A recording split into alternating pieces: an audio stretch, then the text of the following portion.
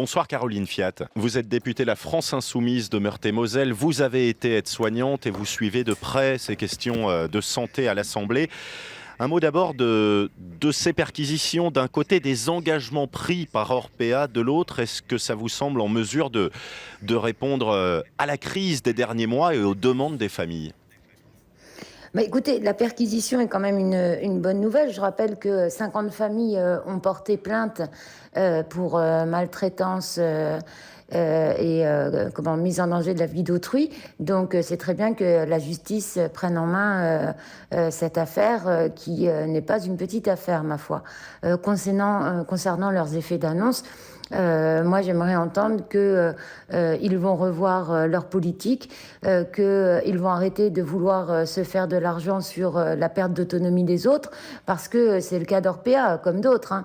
Mais le privé lucratif, je ne comprends toujours pas comment il peut exister dans notre pays, comment on peut imaginer investir de l'argent pour gagner de l'argent sur la perte d'autonomie d'autrui. C'est quand même quelque chose de dramatique. C'est incompatible par principe pour vous, entendre Orpea dire on va améliorer les conditions de vie des patients, des soignants qui travaillent dans nos établissements, mais on doit aussi augmenter le chiffre d'affaires ? Mais on ne peut pas. Pour améliorer ces conditions, il ne faut pas être toujours à guetter ce que demandent les actionnaires en dividendes de l'autre côté. Parce qu'il y a un moment donné, ça ne fonctionne pas. Quand j'ai fait mon rapport EHPAD 2017-2018, je suis allée aux Pays-Bas et au Danemark.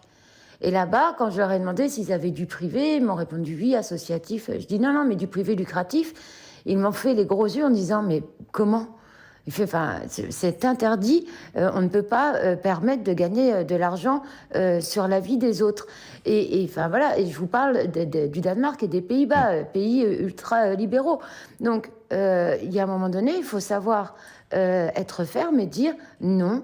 En France, nous interdisons de gagner de l'argent sur la perte d'autonomie de nos aînés. Donc pour vous, impossible d'imaginer des progrès, quelles que soient les annonces, les engagements, les promesses de groupes comme Orpea ?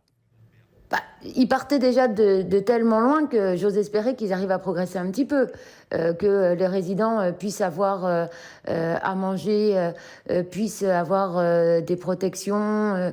De toute manière, il n'y avait que des améliorations à faire. Je pense qu'ils ne pouvaient pas faire pire. Donc, ça ne pourra pas fonctionner avec les actionnaires de l'autre côté qui réclameront leurs dividendes. Caroline Fiat, vous avez proposé dans les débats récents sur le vote du budget de la sécurité sociale de garantir un nombre de professionnels de santé par résident dans les établissements, les maisons de retraite. Est-ce que c'est une mesure qui a été conservée dans la version finale du texte ? Alors, le Sénat, le gouvernement avait maintenu, malgré le 49.3, cet amendement. Le Sénat l'a enlevé, sauf s'il y avait une CMP conclusive ce soir, ce que je ne pense pas. Commission mixte paritaire. Oui, pardon. Le texte va revenir dès lundi à l'Assemblée nationale et je redéposerai mon amendement. Ça vous semble indispensable de garantir un nombre de professionnels, soignants ou autres, dans les maisons de retraite ? Mais on n'a plus le choix. Là, à l'heure actuelle, on a une moyenne de 2,4 soignants au chevet du résident. Moi, je dis qu'il faut passer à 6. Comment voulez-vous qu'on s'occupe correctement de nos résidents si nous ne sommes pas assez nombreux ? 6 soignants au chevet du résident, c'est 1h30 de soins par jour pour le résident, c'est sur 24 heures. C'est que 1h30. Aux Pays-Bas, vous êtes à 1 pour 1 et au Danemark à 1,2 pour 1.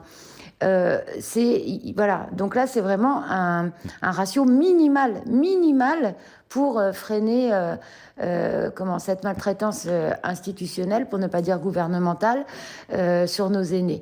Mais il faut aussi trouver des solutions pour faire en sorte que tout le monde suive la loi. Dans mon rapport de 2018, était acté que le ratio était plus faible dans les privés lucratifs. Caroline Fiat, députée La France Insoumise de Meurthe-et-Moselle, ancienne aide-soignante. Merci d'avoir accepté l'invitation de France Info ce soir.